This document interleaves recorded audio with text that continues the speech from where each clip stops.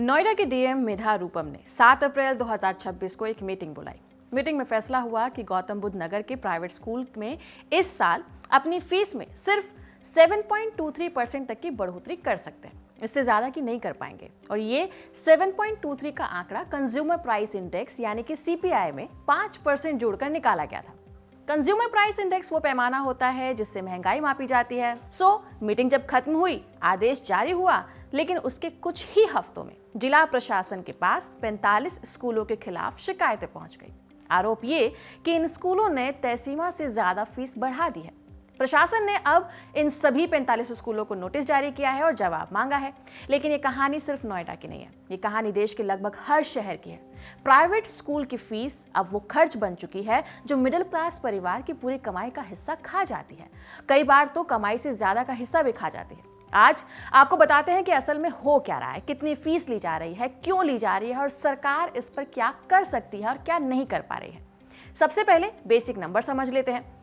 भारत में स्कूली शिक्षा का डेटा रखने वाला एक सिस्टम है, नाम है unified district information system for education plus. Short में इसको UDISE प्लस कहा जाता है। ये केंद्र सरकार के शिक्षा मंत्रालय के अंदर काम करती है। इसके 2024-25 की रिपोर्ट के मुताबिक देश में कुल 24 करोड़ 69 लाख बच्चे स्कूलों में पढ़ते हैं और इनमें से 9 करोड़ 59 लाख बच्चे सिर्फ प्राइवेट स्कूलों में पढ़ते हैं। यानी कि 100 में से 39 बच्चे ऐसे हैं जो प्राइवेट स्कूल्स जाते हैं और ये नंबर बढ़ रहा है।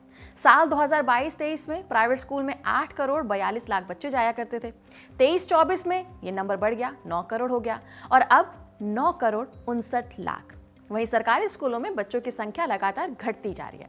2022-23 में सरकारी स्कूलों में 13 करोड़ 62 लाख बच्चे पढ़ा करते थे और अब 12 करोड़ 16 लाख रह गए हैं। इसका मतलब साफ है, पेरेंट्स अपने बच्चों को सरकारी स्कूलों से निकालकर प्राइवेट स्कूल में डाल रहे हैं। क्यों?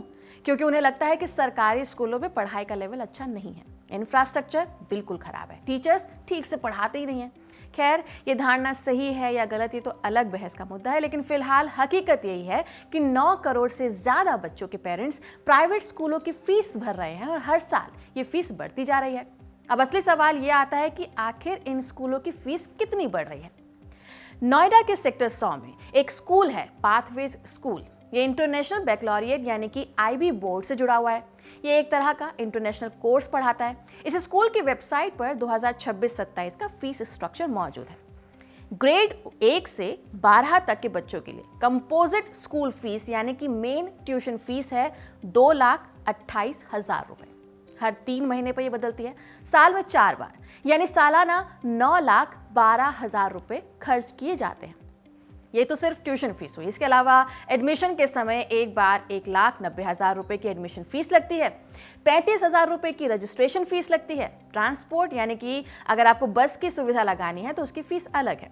10 किलोमीटर तक 48,000 रुपए सालाना देने होंगे, 10 से 20 किलोमीटर के लिए 60,000 रुपए और 20 किलोमीटर से ज़्यादा के लिए आपको देने होंगे 72,000 रुपए।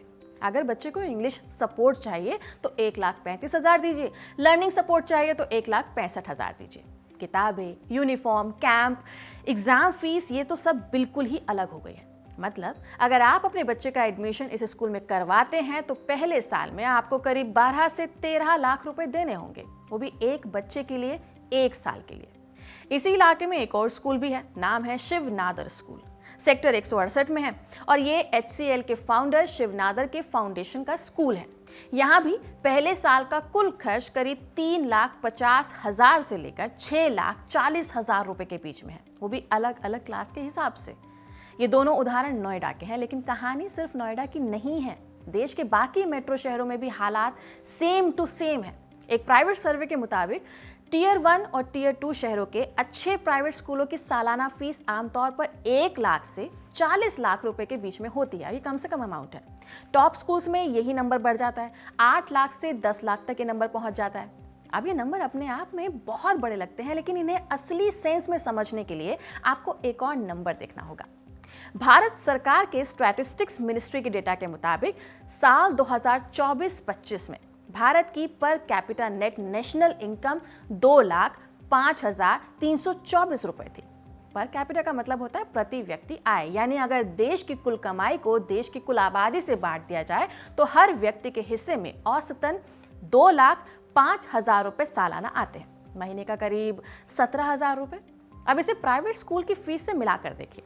अगर एक बच्चे की फीस 9,12,000 रुपये है तो वो देश के एक औसत व्यक्ति की सालाना कमाई का करीब 4.5 गुना है।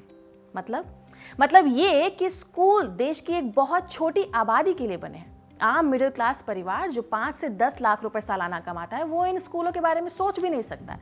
लेकिन सिर्फ टॉप के स्कूलों की बात नहीं है, छोटे मोटे आम प्राइवेट स्कूलों की फीस भी पिछले कुछ सालों में बहुत तेजी से बढ़ी है। लोकल सर्कल नाम की एक सर्वे एजेंसी है जो लोगों के बीच में पोल करवाती है। इसने अप्रैल 2026 में एक सर्वे जारी किया। 271 जिलों में 47,000 से ज्यादा पेरेंट्स के बीच में ये सर्वे हुआ था और सर्वे में पूछा गया था कि पिछले 3 साल में यानी कि 2023 से लेकर 2026 के बीच में उनके बच्चे के स्कूल में कितनी फीस बढ़ गई है। नतीजा जानते हैं क्या निकला? नतीजा आपको चौंका देगा। 70% पेरेंट्स ने यह कहा कि फीस 30% या उससे ज्यादा बढ़ चुकी है और इसमें से भी 33% पेरेंट्स का यह कहना था कि उनके बच्चों की फीस 50 से लेकर 80% तक बढ़ चुकी है, यानी लगभग दुगनी। ऐसी एजेंसी ने 1 साल पहले मई 2025 में भी सर्वे किया था। तब 18,000 पेरेंट्स से सवाल पूछा गया था कि 2025-26 के सेशन में फीस कितनी बढ़ी। 81% पेरेंट्स ने कहा कि 10% से ज़्यादा बढ़ी है। 22% ने कहा था कि 30% से ज़्यादा बढ़ी है, यानी कि हर 5वें पेरेंट्स को एक ही साल में 30% तक की फीस बढ़ोतरी झेलनी पड़ती है। अब इसी समय में देखिए कि लोगों की सैलरी कितनी बढ़ी है। एक इकोनॉमिक सर्वे और तमाम कॉर्पोरेट डेटा के हिसाब से पता चलता है कि भारत में आम कर्मचारी की सैलरी सालाना 8 से 10% तक के ही आसपास ही बढ़ती है, यानी कि इंक्रीमेंट जो होता है वो 8 से 10% तक का होता है, कई बार तो इससे कम होता है। यानी कि जिस रफ्तार से सैलरी बढ़ रही है उससे दुगनी और तिगुनी रफ्तार से स्कूल की फीस बढ़ रही है। हर साल ये गैप और बड़ा होता जाता है। अब सवाल आता है कि स्कूल आखिर इतनी फीस बढ़ाते क्यों हैं? देखिए, स्कूलों का अपना तर्क है। वो कहते हैं कि टीचर्स की सैलरी हर साल बढ़ानी पड़ती है, नहीं बढ़ाए तो टीचर्स दूसरे स्कूल में चला जाएगा। बिल्डिंग का मेंटेनेंस है, एयर कंडीशनर है, स्मार्ट क्लासरूम है, लैब के उपकरण हैं, खेल का मैदान भी है। वहाँ सब खर्चा होता है और ये सब खर्चा बहुत महंगा होता है, इसलिए हमको फीस बढ़ानी पड़ रही है। ये तर्क पूरी तरीके से गलत भी नहीं है, लेकिन समस्या तो ये है ना कि कई स्कूल अपने खर्च का पूरा हिसाब देते ही नहीं है। कितनी फीस बढ़ानी है, क्यों बढ़ानी है, ये पेरेंट्स को पता ही नहीं होता और कई बार फीस बढ़ोतरी के बाद कोई पारदर्शिता होती ही नहीं है। एक झटके में फीस बढ़ा दी जाती है और पेरेंट्स के सामने कोई चारा नहीं होता, क्योंकि वो अपने बच्चों को सेशन के बीच में से किसी दूसरे स्कूल में तो डालेंगे नहीं। इसलिए मजबूरी का नाम महात्मा गांधी, आपको उसी स्कूल में उसी फीस पर अपने बच्चे को पढ़ाना पड़ेगा। इसी मजबूरी पर सरकार अब रोक लगाने की कोशिश कर रही है। दिल्ली सरकार ने 2025 में एक नया कानून पास किया था। नाम है Delhi school education transparency in fixation and regulation of fees act 2025। लंबा नाम है, लेकिन समझिए आप इसको ध्यान से। ये कानून 8 अगस्त 2025 को दिल्ली विधानसभा में पास हुआ था। 14 अगस्त 2025 को इसका नोटिफिकेशन आया था। इस कानून में कुछ बड़ी बड़ी बातें कही गई थी। पहली ये कि अब दिल्ली के किसी भी प्राइवेट स्कूल को बिना सरकारी अप्रूवल के फीस बढ़ाने का हक नहीं होगा। दूसरा ये कि हर स्कूल को एक school level fees regulation committee बनानी होगी और इस कमेटी में स्कूल के मैनेजमेंट के लोग होंगे, टीचर्स होंगे, पेरेंट्स के प्रतिनिधि भी होंगे और शिक्षा निदेशालय का एक नॉमिनी होगा। यानी कि फीस तय करते समय पेरेंट्स की भी राय ली जाएगी। इसमें तीसरी बात भी कही गई थी कि अगर कोई स्कूल बिना अप्रूवल के फीस बढ़ाता है तो उस पर 1 लाख से लेकर 10 लाख रुपए तक का जुर्माना लगाया जाएगा। लगातार उल्लंघन करने पर स्कूल की मान्यता भी रद्द हो सकती है। लेकिन इस कानून का एक ट्विस्ट है। कानून हुआ दिसंबर 2025 में नोटिफाई, लेकिन तब तक 2025-26 के सेशन की फीस तो तय हो चुकी थी। कई स्कूल फीस ले भी चुके थे। प्राइवेट स्कूलों ने इसके खिलाफ सुप्रीम कोर्ट में याचिका दायर करी। कोर्ट ने कहा कि ठीक है, बीच सेशन में ऐसा कोई बदलाव नहीं किया जा सकता। इसके बाद दिल्ली सरकार को ये कहा गया कि वो इस कानून को 2025-26 में लागू नहीं करेगी। तो अब ये कानून 2026 और 27 के सेशन से लागू होगा। मतलब अप्रैल 2026 में जो सेशन शुरू हो रहा है उसमें ये नियम लागू है, लेकिन अभी इसकी असली परीक्षा होनी बाकी है। कानून कागज पर है, जमीन पर कितना उतरेगा, कितने स्कूल इसे मानेंगे, कितनी शिकायतों पर असली कार्यवाही होगी, ये देखना बाकी है।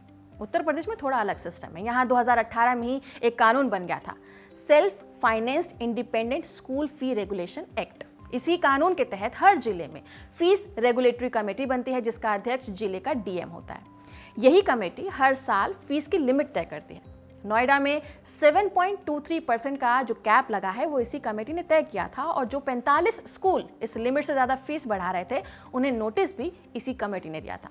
नियम के मुताबिक पहली बार उल्लंघन पर स्कूल को 1 लाख रुपए का जुर्माना लग सकता है। बढ़ी हुई फीस पेरेंट्स को वापस करनी होगी। दूसरी बार पकड़े गए तो 5 लाख का जुर्माना लगेगा। तीसरी बार भी अगर आप नहीं सुधर रहे हैं तो स्कूल का डेवलपमेंट फंड रोक दिया जा सकता है। यहाँ तक कि बोर्ड को जो एक मान्यता दी जाती है वो रद्द हो सकती है। महाराष्ट्र, गुजरात, राजस्थान, तमिलनाडु जैसे राज्यों में भी अपने अपने अलग अलग नियम है, लेकिन ज्यादातर राज्यों में जमीनी हकीकत यह है कि नियम सिर्फ कागज पर है और स्कूल अपनी मनमानी कर रहे हैं। अब एक सबसे बड़ा सवाल आता है जो शायद सबसे ज्यादा परेशान भी करता है कि क्या मोटी फीस देकर बच्चों को अच्छी शिक्षा मिल भी रही है? इसका जवाब बहुत सिंपल नहीं है, लेकिन एक डेटा को देखिए। 2025 में आए नेशनल सैंपल सर्वे के मुताबिक दिल्ली में 10 में से 4 बच्चे यानी कि 40% बच्चे स्कूल के बाद ट्यूशंस पढ़ते हैं। हमने देखा ही है। राष्ट्रीय स्तर पर यह नंबर 27% है, यानी कि हर चौथा बच्चा स्कूल के अलावा कोचिंग और ट्यूशंस ले रहा है। जो बच्चे प्राइवेट स्कूलों में लाखों की फीस देकर पढ़ रहे हैं वो भी ट्यूशन ले रहे हैं। IIT, JEE और नीट जैसी परीक्षाओं की तैयारी तो लगभग पूरी तरह से कोचिंग पर ही डिपेंडेंट है। स्कूलों का इसमें बहुत कम योगदान होता है। तो इसका सीधा मतलब यह है कि महंगी फीस देने का मतलब अच्छी शिक्षा की गारंटी तो नहीं है। पेरेंट्स फीस दे भी रहे हैं और कोचिंग का खर्च भी उठा रहे हैं, यानी कि उनको डबल मार पड़ रही है। ये इसलिए हो रहा है क्योंकि भारत में सरकारी शिक्षा का सिस्टम बहुत मजबूत नहीं है। भारत अपनी GDP का करीब 3 से 4% हिस्सा ही शिक्षा पर खर्च करता है। नेशनल एजुकेशन पॉलिसी 2020 में ये लक्ष्य रखा गया था कि ये खर्च बढ़ाकर कर देंगे 6%, लेकिन टारगेट दशकों से सिर्फ कागज पर रहा है। 1964 की कोठारी कमीशन रिपोर्ट में भी यही 6% का टारगेट था, जो कि आज तक हासिल नहीं हुआ है।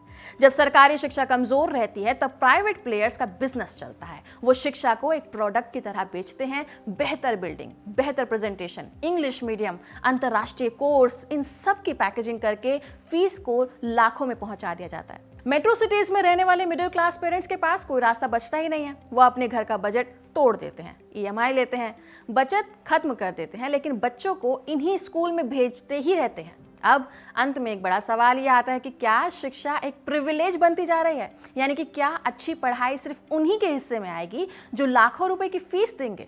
अगर ऐसा हुआ तो वो मूल विचार खत्म हो जाएगा कि शिक्षा हर बच्चे का समान अधिकार है, कि कोई भी बच्चा अपनी मेहनत से ऊपर उठ सकता है, कि बैकग्राउंड कुछ भी हो, अगर पढ़ाई अच्छी हुई तो जिंदगी बदल सकती है। ये पूरा कॉन्सेप्ट तब टूट जाता है जब शिक्षा एक एग्जीक्यूटिव क्लब बन जाती है, जिसमें घुसने की एंट्री फीस 10 लाख रुपए होती है। नोएडा में 45 स्कूलों को नोटिस भेजना एक छोटी सी शुरुआत है।